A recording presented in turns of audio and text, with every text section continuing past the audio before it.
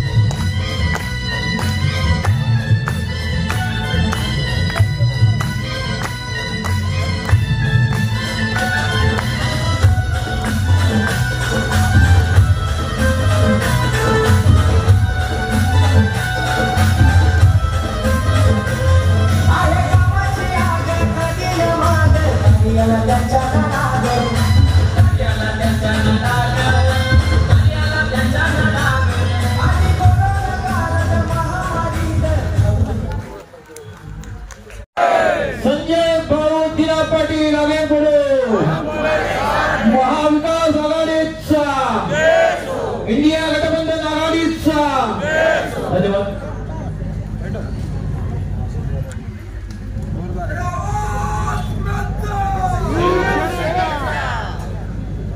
शिवसेना जिंदाबाद. माननीय हिंदुहृदय सम्राट सरसेनापती बाळासाहेब ठाकरे यांचा पक्षप्रमुख उद्धवसाहेब ठाकरे यांचा जय महाराष्ट्र. जय भवानी. जय शिवाजी. जय महाराष्ट्र.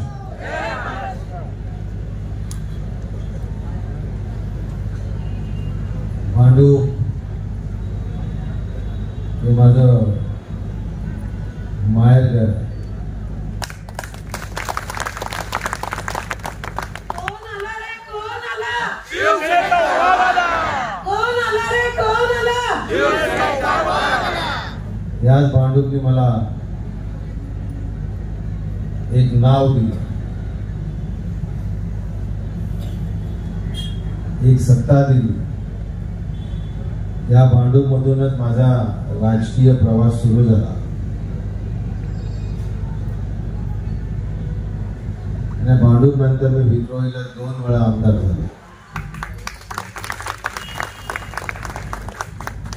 आणि तिसऱ्यांदा पण होणार. शिवसेना प्रमुख श्रीमान बाळासाहेब ठाकरे यांचा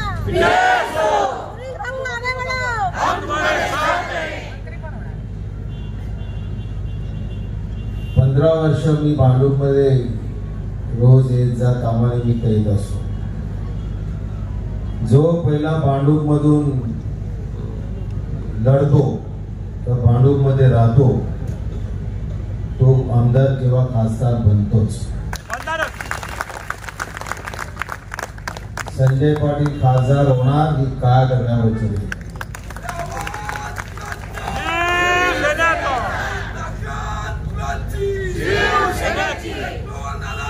आणि या महाविकास आघाडीच्या सभेला उपस्थित असणारे माझे मित्र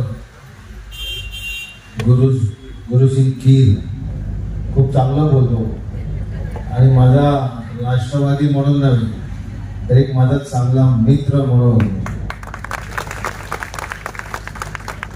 आज व्यासपीठावर उपस्थित आहे.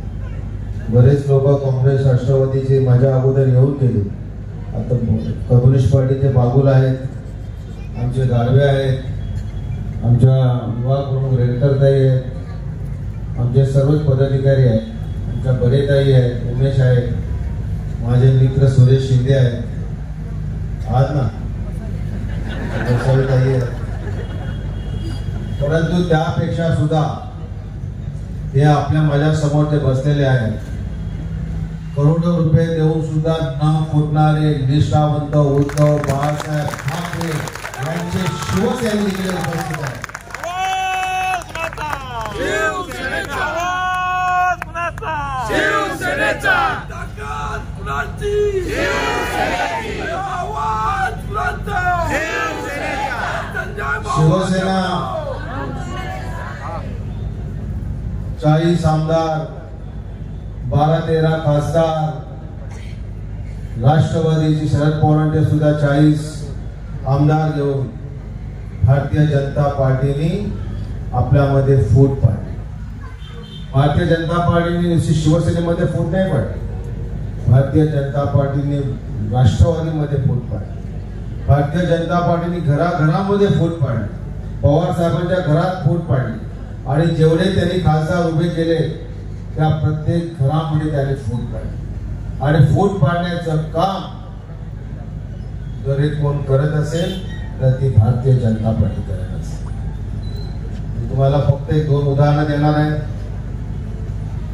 ती महाविकास आघाडीची बैठक आहे आणि भिन्न पक्षाचे भिन्न विचारांचे लोक एका कॉमन विचाराने आपण सगळे एकत्र आलो. अनेक वर्ष आपण काँग्रेसशी भांडत होतो, काँग्रेसशी फाईट करत होतो. अनेक वर्ष आपण राष्ट्रवादीशी आपलं कधी पटलं नाही, तरी सुद्धा आपण सगळे एकत्र आलो आहोत. ते फक्त एका विचाराने आलो. हा विचार काय? तर कुठल्याही परिस्थितीमध्ये मोदी देशाचा पंतप्रधान बनवू द्यायचं नाही. हा एका विचाराने आपण सगळे इथे आपण एकत्र आलो. नाही तर कुठे आपलं जमलं राहुल गांधीशी, कधी आपलं स्वप्न सोनिया गांधीशी. परंतु आज सगळ्यात देशातील सर्व पक्षांचा शत्रू कोण असेल तर तो नरेंद्र मोदी असेल. भारतीय जनता पार्टी राहिली नाही. आज कोण म्हणलं का भाजप सरकार भाजप सरकार भाजप सरकार? कोण म्हणलं का? काय म्हणलं तर फिर एक बार मोदी सरकार, फिर एक बार मोदी सरकार. पण उद्धव साहेब म्हणतात की फिर एक बार महाविकास आघाड़ी का सरकार और ईशान्य मुंबई में संजय पाटिल खासदार.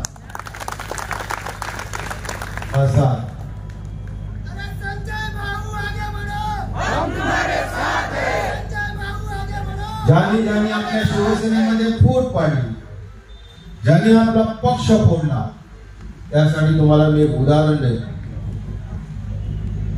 राम आणि रावणाचं युद्ध झालं. रावण निर्वंश मिळाला. रावणाला 70,000 बायका होत्या. किती होत्या? 70,000 बायका आणि लाखाच्या वर मुलं होती. परंतु त्याला कोण वंश टिकला नाही, वंश राहिला नाही. अयोध्या ही पांडवांची असताना सुद्धा 100 कौरव, 100 त्यांच्या हजारो बायका, हजारो त्यांची मुलं, पण कौरवांचा सुद्धा कोणी वंशज राहिला नाही. त्याचं कारण तुम्हाला माहिती आहे का? कारण रावणाने जी लंका त्याची नव्हती. लंका कोणाची? तर लंका कुबेरांची लंका होती.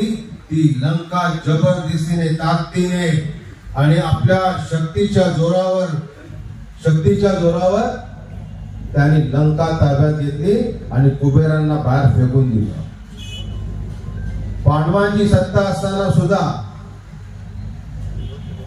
कौरवांनी जबरदस्तीने हे राज्य ताब्यामध्ये घेतलं, म्हणून कौरव सुद्धा निर्वंश मिळले.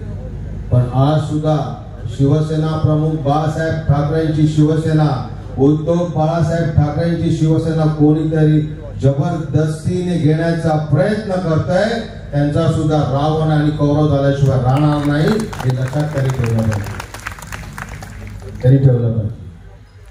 संकट येत असतात आपल्यावरती. शिवसैनिकांच्या नशिबात संकट आली नाही तर तो शिवसैनिक असला.